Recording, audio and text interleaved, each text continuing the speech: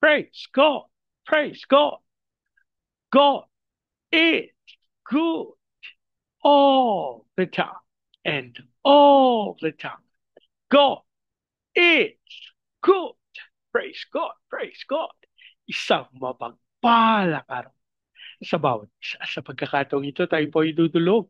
Lalapit sa ating Diyos na buhay ng may pananampalataya na kung saan may dalawa o tatlo na nagkatipon sa kanyang ngalan. Naroon siya sa kanilang kalagitnaan. Sa araw na ito, tayo po ay dudulog sa Panginoon sa ngalan ng bayan ng Manolo Fortich sa probinsya ng Bukidnon. Ating hilingin na maitatag ang altar ng ating manunubos sa bayan ng Manolo Fortich. May mundag sa atong mga kaigsuunan diha sa Visayas ug sa Mindanao. Bisan pa katong atong mga kaigsuunan nga anaa sa Luzon ug sa laing nasod. Dalaygon ang Ginoo sa walay katapusan. Ang atin pong pagsambahay mula sa aklat ng mga awit anim na pitong anim, ikapitumput anim na kabanata, ang talata po ay 3. Lahat ng sandata ng mga kaaway, mga panat sundang, baluting sanggalang. Doon niya sinirang walang pakundangan. Lahat ng sandata ng mga kaaway, mga panat sundang, baluting sanggalang. Doon niya sinirang walang pakundangan. Lahat ng sandata ng mga kaaway, mga panat sundang, palutid sang gala. Doon niya sinira, walang pakundangan. Ama naming Diyos na makapangyarihan sa lahat, kami po'y nagpapasalamat sa pagkakataon na minsan pang makadulog at makalapit sa iyong banal na harapan. Ama, kami po'y nagpapakumbaba, humihingi ng tawad sa lahat naming pagkakasala. Ang aming panalangin ng banal na dugo ng aming manunubos ang siyang luminis at pumawit sa lahat naming karumihan. Amin din pong idinudulog sa iyo ang bayan ng Manolo Fortich sa probinsya ng Bukidnon. Ang aming panalangin ng lahat ng altar at lahat ng kasunduan na ginawa sa mga ito nang hindi ayon sa pangalan ng aming manunubos ay mapawalang peace sa pangalan ni Jesus. At ang aming hiling sa pangunguna ng inyong Santong Espiritu, maitatag ang altar ng aming manunubos sa bayan ng Manolo. Maraming salamat po ang aming pag-asa at tinugon nyo at tinanggap namin ang aming panalang sa pangalan ng aming Panginoong Yesus. Amen. Amen. Amen. Amen. Amen. Amen. Amen. Praise God. Praise God. Ang atin pong pagbubulay ay mula sa aklat ng Genesis, 28 kabanata. Ang talata po ay 5. Pinapunta nga ni Isaac si Jacob sa Mesopotamia sa kanyang tiyo Laban, anak ni Bethuel na taga-Aram. Si Laban ay kapatid ni Rebeka na ina ni Jacob at Esau. Ang Diyos po ang magpalak ng kanyang buhay at makapangyarihang salita. Ang bahagi pong ito ng banal na kasulatan ay ang pagpapatuloy ng ating pagbubulay kahapon. Kasi po, ang punto ng pagbubulay na ito ay patungkol dun sa pagpapapunta, pagpapabalik, pinabalik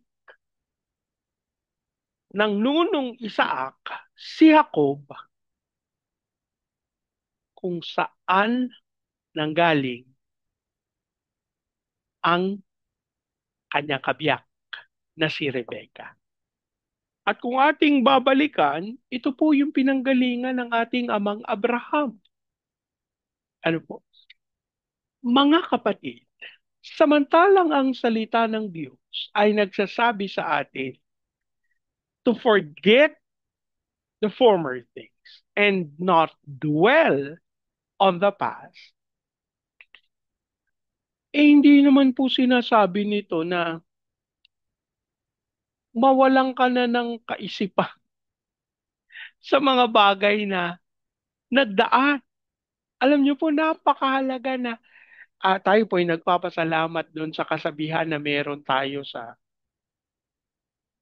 Tagalog. Ang hindi lumingon sa pinanggalingan ay di makaparoroon sa paroroonan. Ano po? Napakahalaga na ating inuunawa na may halaga na ating binabalikan ang kahapon sa paraan na itinakda ng Panginoon. Katulad po sa kaganapang ito, katulad po sa pangyayari. Sa bahaging ito ng banal na kasulatan na sabi po ni Rebecca sa kanyang asawa, kung gagawin ni Jacob, kung ano yung ginawa ng kuya niya, mabuti pang mamatay na ako. Alam niyo po, ang kadahilanan ito, eh, hindi maayos, hindi maganda yung naranasan ni Rebecca kapiling yung kabiyak ng kanyang panganay. Ano po? Dahil umayos yung kanyang naranasan, hindi niya sasabihin ng mga bagay na ito.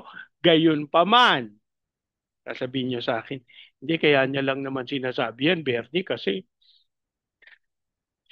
di ba gusto niya na mailigtas si Jacob, samantalang yan po ay totoo.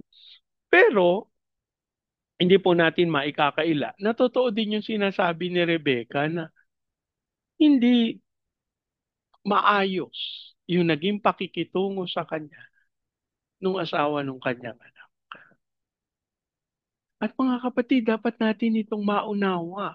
Ito yung sinasabi ko na ang pagsunod sa magulang, kahit po ipaulit-ulit natin ito, hindi po ako mapapagod ng pangangaral ng pagsasabi nung kahalagahan ng pagsunod sa magulang.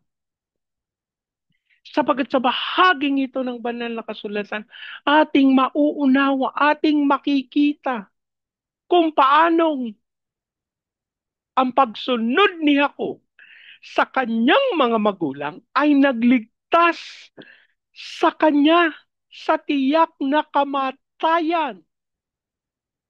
Grabe ka naman, Bernie. Tiyak na kamatayan. Kapatid niya yun. Bakit? Naipagsabi nga nung kapatid niya. Bakit nalaman nung nanay niya? Di ba po? Kasi nung una, sinabi niya lang sa isip niya yun. Pero, nabatid ni Rebecca. Paano? May nagsabi sa kanya, may nagbarites.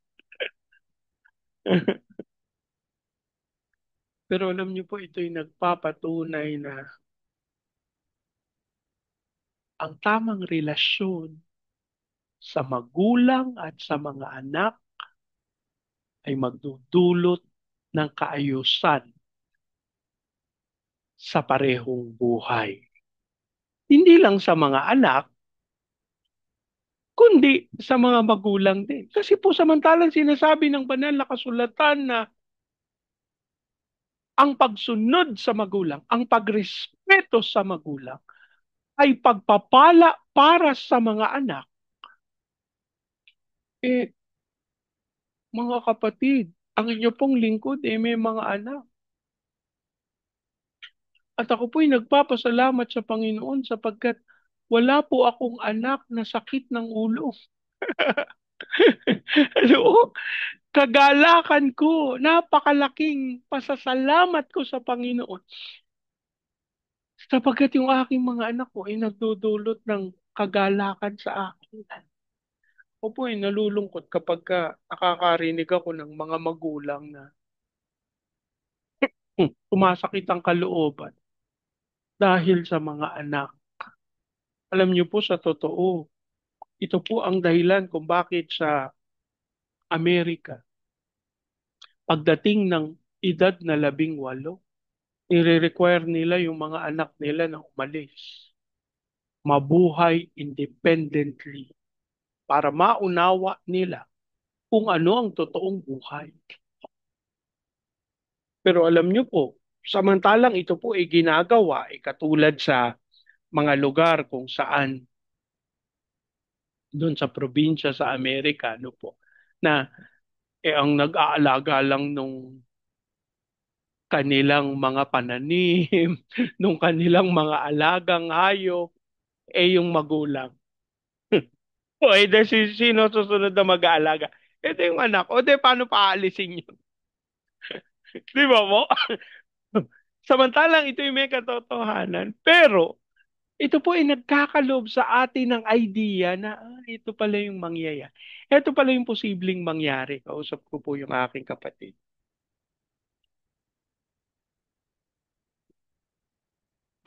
At kami nagpapasalamat dun sa development dun sa kanyang anak, panganay na anak. At sabi ko sa kanya, yung mga ginagawa sa anak mo na mga therapy, na mga requirement, kailangan lagyan ng weights sa kamay, sa paa. Sa una, pagka tinignan mo, maawa ka dun sa bata kasi para namang pinapahirapan kasi mga weights po, no? Mabibigat po yun nilalagay sa kamay. Kaya lang po kasi, minsan nakaganyan yung kamay ng bata, ano po? So, kailangan mababa. Sa kanyang kaisipan, hindi niya yung iniisip. Pero yun yung normal na function para sa kanya, sa katawan niya. So, pag nilagyan mo ng weight, yung kanyang kamay, pababa yun kasi mabigat. Sabi ko sa kapatid ko, kapag ka lagi mong ginagawa yan, wala na sa isip niya na yung kamay niya dapat nakababa, pero dahil na sanay na nakababa, there will come a time na hindi mo na kailangan ng weights kasi masasanay na yung kamay niya na laging nakababa. Alam niyo po, kasanayan ang kailangang ituro sa ating mga anak. Kaya paulit-ulit. Kaya ako din po, paulit-ulit ako dito. Ano po? Ng pagtuturo sa ating mga anak. Alam niyo po, ang inyong lingkod meron po ako nalamang kwento na isang tatay siya,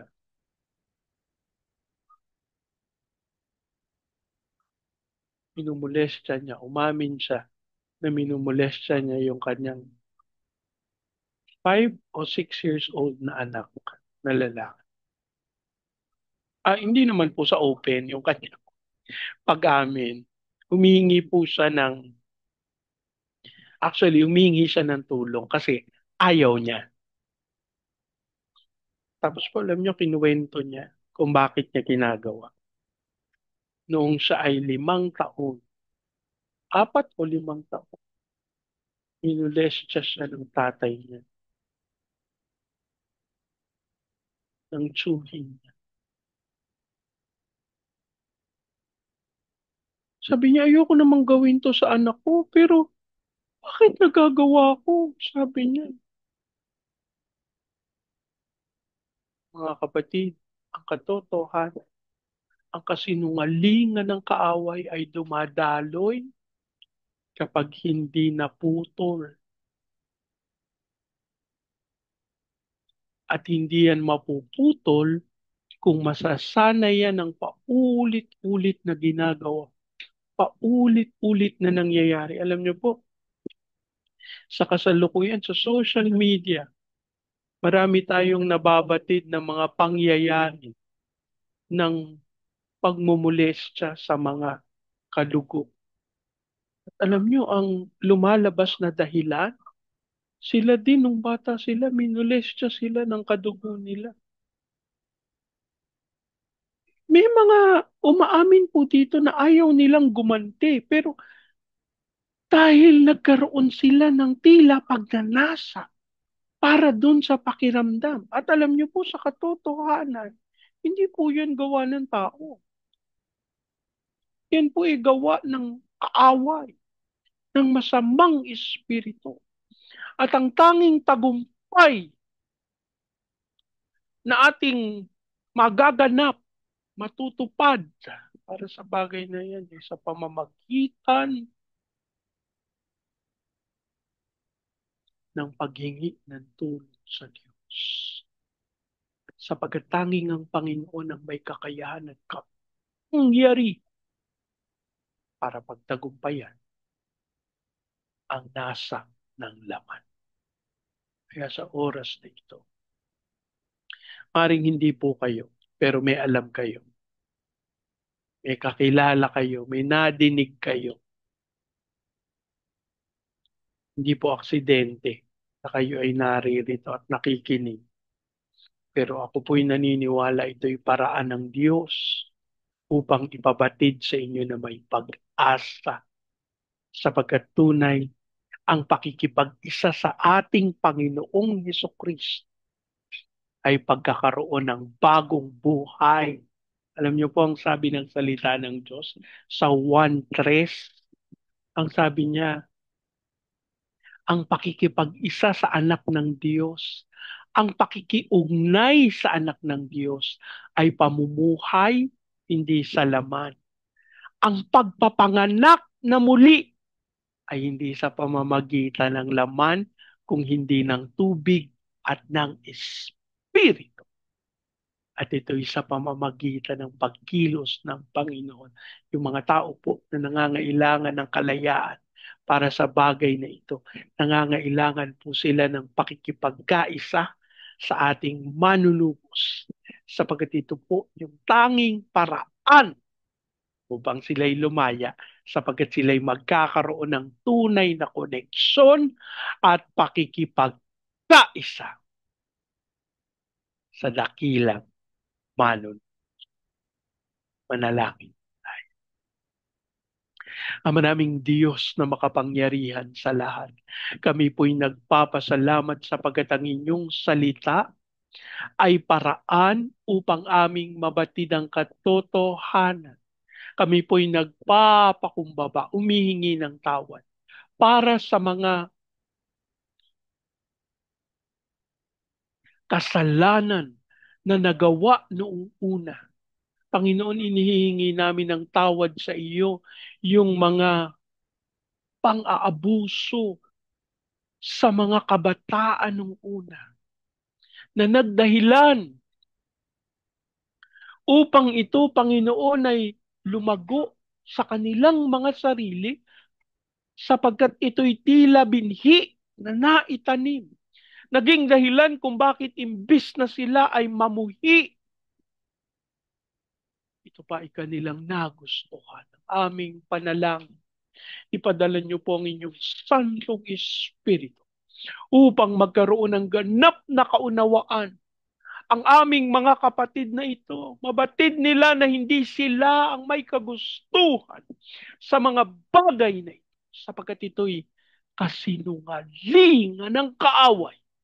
Ang aming panalangin, Lord, sa aming pagdulog sa iyo, mahabag ka po sa aming mga kapatid, lalo na dun sa mga umaamin na sila'y nangangailangan ng iyong tulong, Ama. Dasal namin na kapagad mo sila. Sila po'y iligtas mo sa pamamagitan ng iyong kapangyarihan.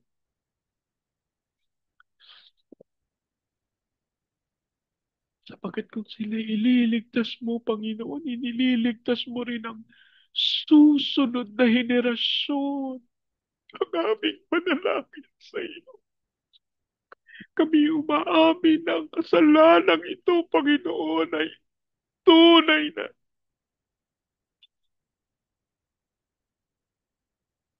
naging kasalanan at napabayaan ng henerasyong ito.